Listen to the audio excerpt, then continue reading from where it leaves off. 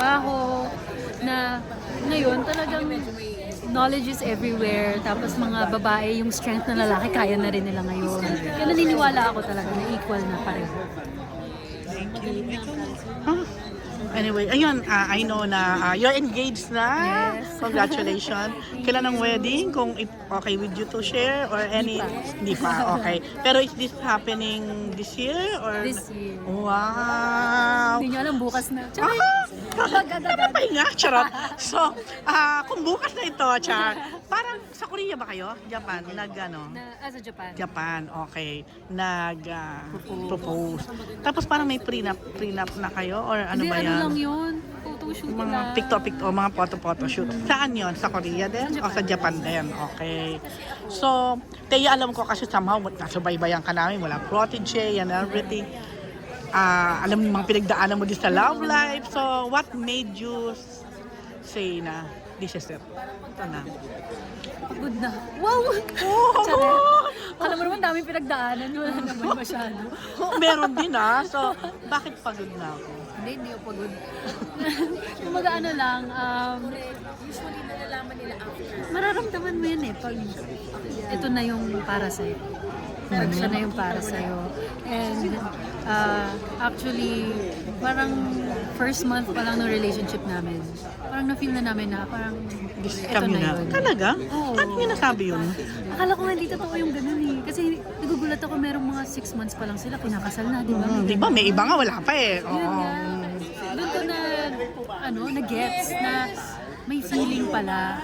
Pero hindi siya yung magsistay doon yung feeling. Kumbaga marami pa rin challenges na darating na parang mapapa-question ka na, totoo ba yung na-feel ko?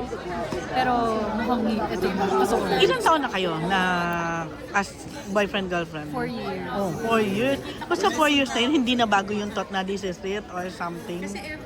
Yung parang nung unang sabi mo, parang ito na. Tapos siya rin, gano'n. Parang first time ko na feeling. Pagbabago, siguro skill. Ang galing mo nga ako doon sa time na yun. Paano mo nasabi yun? Kasi ang tagal nyo din ni, of course, given na yung Siguro mas Mikoy, di ba? Tagal nyo rin. And then you had other relationship din. Pero why with this one, na-feel mo yun? Anong feeling yun? Hirap nung question. Actually, ano ba? Sobrang casual lang na nag-uusap lang kami. Tapos parang nagkaroon lang kami ng parang tinginan na parang mutual understanding na pareho na lang namin sinabi na this is going to be really serious yung relationship namin. And talagang pareho naman kaming dating to marry. So, yun. Parang Pero wala yung parang, ano ba yung parang magic ba to na parang feeling ko, ito na, iba. ganun, hindi ko siya ma-explain May ganun. So it's unexplainable. Hindi siya, Yung dati na di-define mo, ito hindi. Would you, yung dati mong karelasyon, mga dati mong relationship, na-define mo na hindi pa to, parang hindi ko pa ang ma-feel. nafe-feel ko nun, siguro kasi hindi pa ako mature. Ah, mag-isip. okay. Ang nafe-feel ko nun is more on, mas naiisip ko, sarili ko, kung anong future ko. Okay. So parang puro inisip ko is my own future. Okay. Yung ngayon is our future. Oo nga. So, ilan taon ka na ngayon, Teya? Magka-30 na ako! Tama lang yan. Nung yung mga kayo nila Mikoy, binabalik ko mga ilang taon ka pa lang nun? 20? Wala pa. 18. Oh, ayun nga. Yun din siguro. Half sisters. So, would you say, goes with age din? And maturity talaga, no? Totoo. Ayun na. Sorry, si Mikoy ay kakasal na rin. Parang halos nagsabi ko, ba't parang nagkasabay din sila, di ba? Okay ba kayo, dalawa? Okay lang, okay lang. Oh, so, ano din yung mo doon na parang, uy, pareho din kayo nakahanap. Pagdating ng panahon pala talaga. Ganun din. Totoo. Okay naman.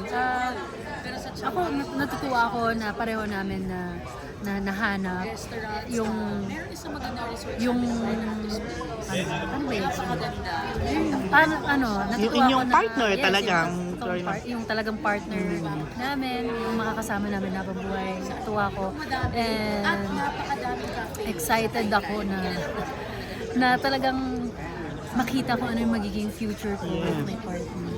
Oh. Dati ba, nasa mindset mo magpakasal or wala yun? Nasa mindset. Meron naman talaga, Yes, talaga. meron Okay. talaga.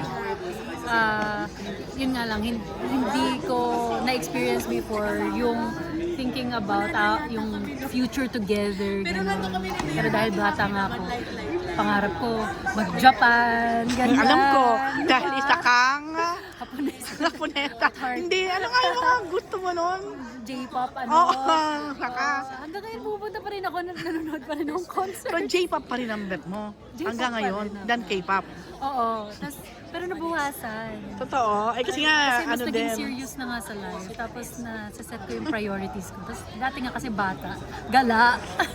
Katawa. So, ngayon, nung nag-propose siya, wala ka talagang alam. Was it really a surprise? O medyo nakaka-sense ka? Medyo nakasense ako nung araw na yun. Kasi Because? sinasabi niya dun sa...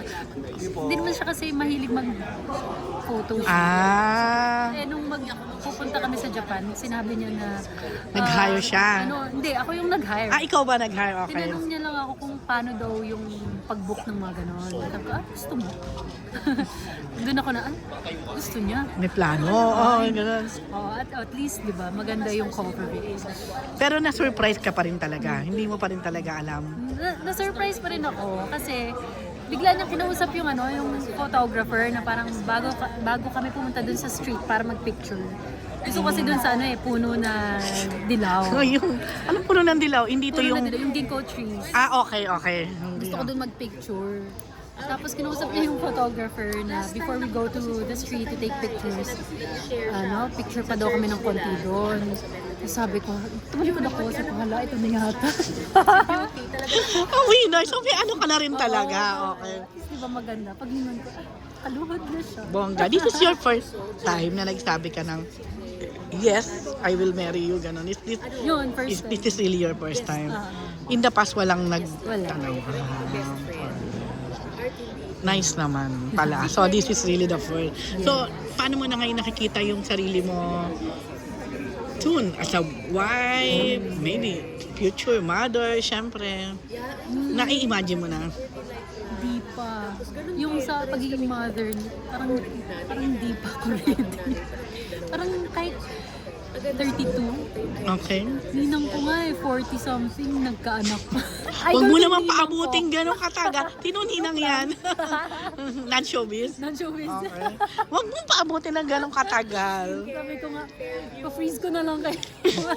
Ayan tayo eh. Future na lang. So, hindi ka pa nakaset sa pagiging mami. Hindi Kumbaga, pa. pati siya din naman. Hindi pa din. Tinatanong ako ng parents ko kung balak mo ba daw namin.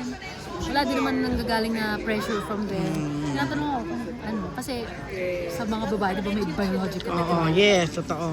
Sabi ko, feeling ko around 32. Kung dati nga, nung wala pa akong 20s, nasa isip ko, makakasal na ako ng 28. Diyos ko, hindi pala. Okay lang, malapit naman na 32. At least yung 2 years, enjoy nyo muna if ever, di ba? Totoo. Pwede mo ba kaming konting bigyan lang ng konti lang about the marriage or the wedding? Anong mga, it is going to be your dream wedding ba? O anong mga konting Ako honestly, wala akong dream wedding? dream wedding. Wala akong visualize. Basta ang gusto ko lang, stress-free yung araw na yun. Siyempre with the right person, of course. Tapos, gusto ko may enjoy namin yung wedding kasama yung mga importanteng tao sa buhay. Yun lang yung gusto ko sa wedding. Dito to sa Pilipinas, okay. Hindi nyo inisip yung sa ibang bansa, yung mga gano'n. Mahal kasi. Ililipad ko pa silang lahat. Okay. Tsaka para makapunta din talaga yung mga importanteng tao. Marami na ako experience as a 37. Iisip ko yun parang maganda din kasi intimate. Oo. So parang hindi So it's ko going to be an intimate wedding. Totoo ba? Marami din. Parang sa akin palang 150 na agad. Ayun na. Kaya parang sabi ko, paano yun? Kaya parang hindi ko kasi ma-imagine na yung mga tao importante sa akin. Wala. Oo. Meron na kayo mga ninong-ninang, na-invite nyo na, nasabihan nyo Meron na okay na lahalos. Hindi ko pa natatanong yung iba. Kasi gusto ko sana may more details pa. Pero ang mga inuna ko yung mga galing sa ibang bansa. Kasi Para makapag-set sila. Oo nga. Nakabook na sila. Ay, Kasi bongga. hindi talaga sila. Excited ka na, Thea? Excited and at the same time kinakabahan. Kasi parang hindi pa ako nagkakaroon ng ng sobrang laking event sa life ko na Na ikaw talaga center. oo. Hindi kasi ako sanay sa gano'n. Na ako Debut, hindi ka talaga nag-party na ano. party ako noon. Pero wala akong maalala nung debut ko eh. Kasi ang daming nangyayari. So hopefully ngayong wedding ko, Naka-hands-on ka ba sa preparation? Ikaw? medyo. Dahil hindi ko din alam yung mga ganap sa mga pag-prepare ng wedding. Ang mga suppliers, mga ganon. Nagtatrust ako sa coordinator namin. So it's going to be a church, garden, Church. a church wedding. Catholic kayo pareho. Okay. So, konting lang, sa yung husband to be, non-showbiz siya, di ba? Basically siya? Anong work niya? Paano mo siya ipapakilala sa amin? Isa siyang piloto. Okay. And Ano siya? More on domestic or international? Domestic siya. Okay. Hindi niya pa, parang siguro in the future, hopefully may din siya.